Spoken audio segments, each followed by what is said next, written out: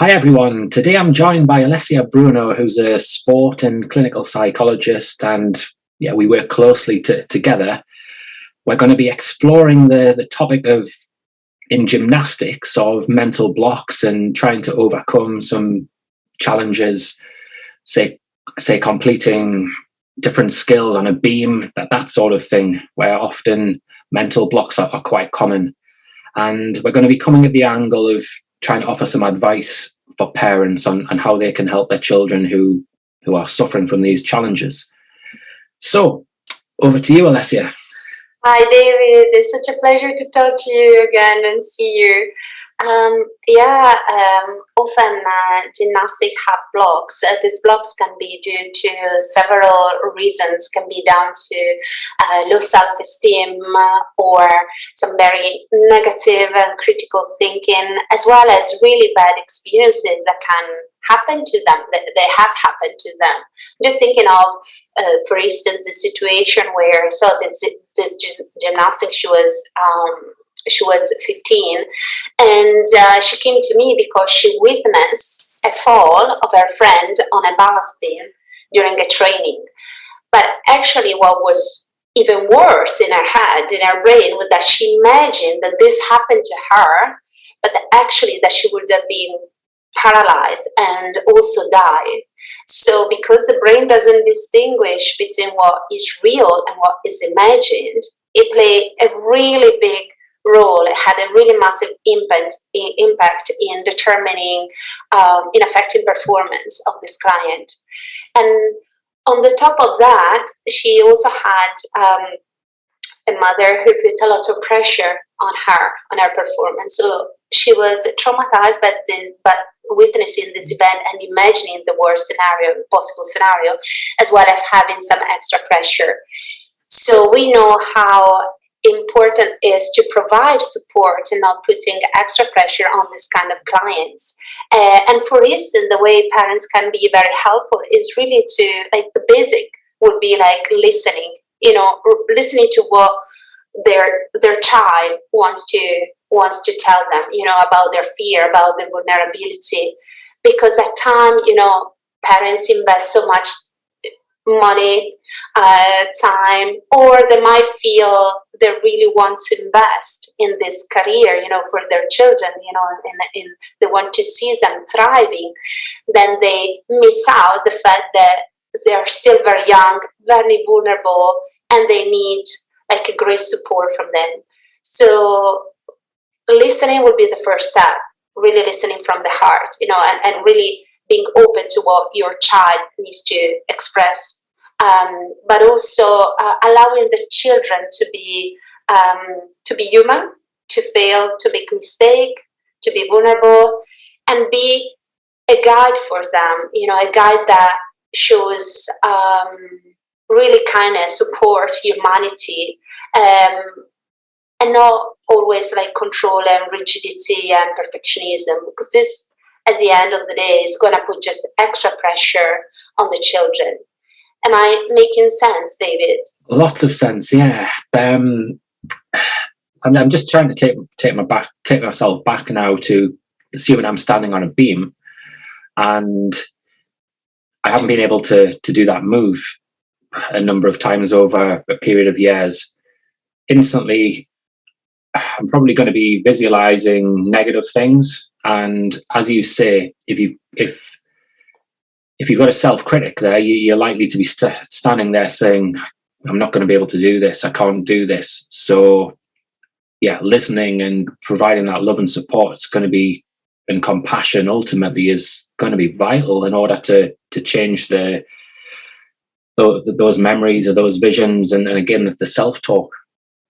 Yeah, or at least if it's something like really traumatic, there are like tools, like, for instance, brain spotting can be really helpful to process, those adverse life events, also what is imagined, not just what is witnessed, because we know that in the literature talks about secondary traumatization, vicarious traumatization, that at times you can be traumatized only by listening to other people's stories, negative stories or traumatic stories, or also by imagining,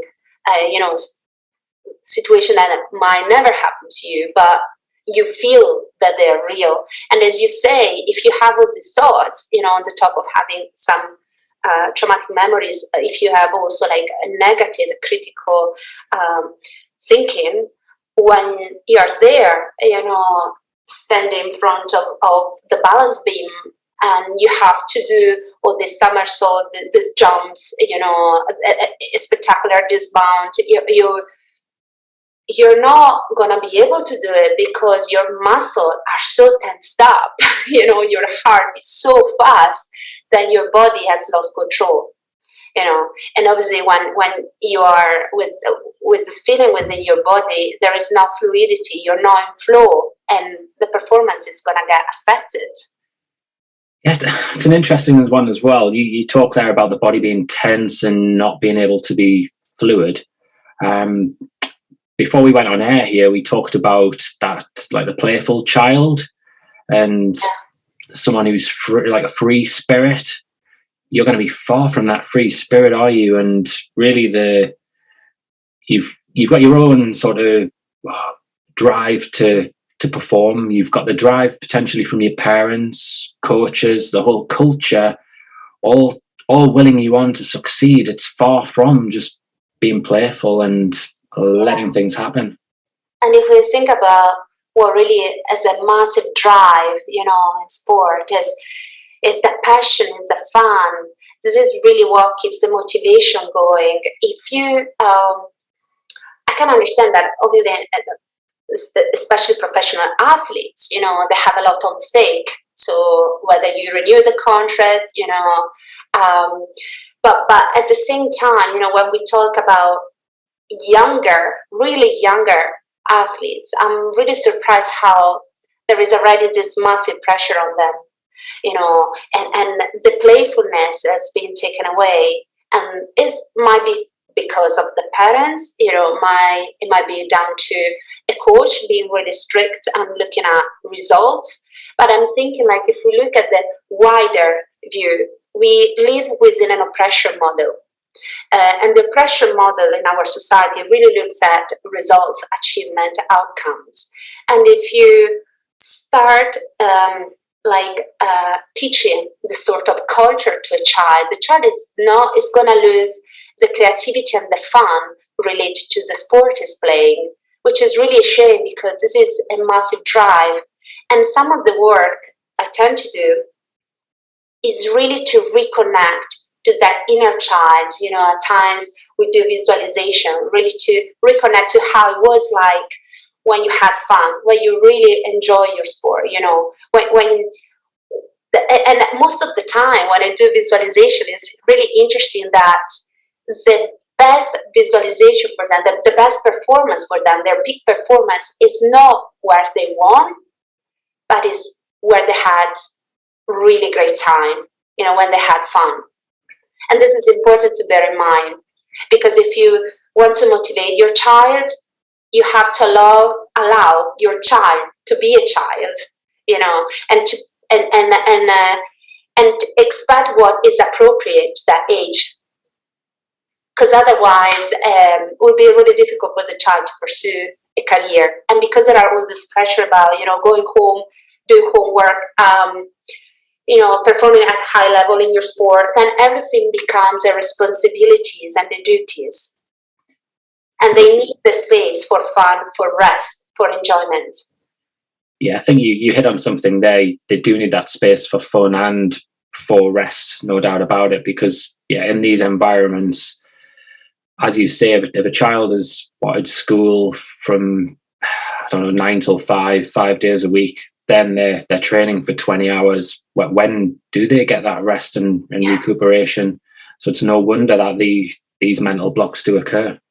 Yeah, and we know that the brain and the body, also like top athletes, they get some rest time. The brain and the body really needs this time of the space, because they have to recharge their batteries. Otherwise, it's like something that you consume. You not only consume like the brain and the body, but actually their passion, for what they were doing. And we were just talking about, how things might have been different in the past when there was less pressure from the system.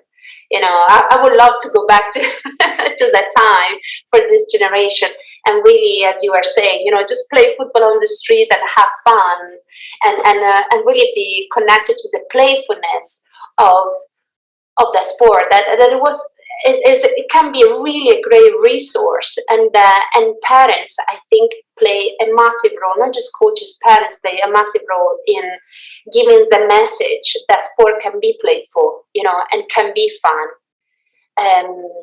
Because the child actually needs them as a guide, to understand that. And on that note as well, from a parenting side, again going back to that conversation we had, back in the day, I sound like I'm in my 70s, yeah. The old days. Yeah, but when children were able to play on the street or nearby, the parent would have more likely more free time and more opportunity to do what they wanted to do. So I think it's important for parents to acknowledge that traveling and being a chauffeur places additional stress on themselves, and then how does that stress then manifest and come out in conversations in your behavior with your children? That would be something to consider. Yeah, and also because obviously they have lots of pressures themselves, parents, they have really a tight schedule, manage, they have to be like jugglers and manage so many different things and needs in the family, outside the family, at work. So it's just we acknowledge that actually is that they are like taxi drivers, they have to do this extra job and take the children to different trainings, and maybe also to tournaments in different places across the country. But it would be important to emphasize that space, it's important that it gets transformed into a quality space between parents and child. Not necessarily talking about sport, but a relational space. Could be like the traveling to a certain specific city, for a tournament. This could be transformed in a space where you can build up the relationship, the trust, you can give support to your child, and not just talk about results. How did it go? Did you win? Did you lose? But it can be more a constructive conversation. So the space can be used actually as a productive space. Although I can understand that parents can be tired at times, and so the child, or also to find some space, for during COVID, for instance. I'm thinking that I was working with a judo coach, and we were thinking about how can we adjust training so that, because judo, you have to be with somebody else to train in this martial arts. So we were thinking, how can you adjust to that? Because they have to practice with somebody else, but we had to keep distance, so we couldn't have physical contact.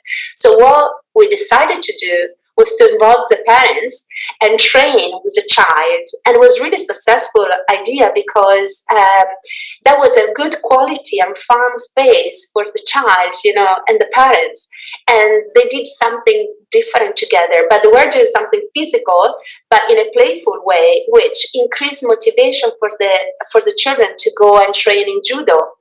So it worked.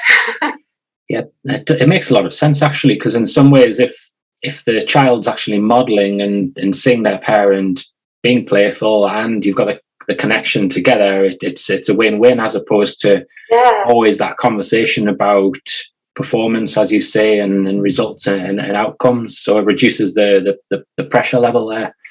So yeah, any parents of gymnasts here, though, maybe just think twice about getting on the beam and doing a backward flick and a backward somersault. Unless they were gymnastics, they were practicing gymnastics before. That's right. Yeah, we don't want any reports of injuries after this conversation. Yeah. Brilliant.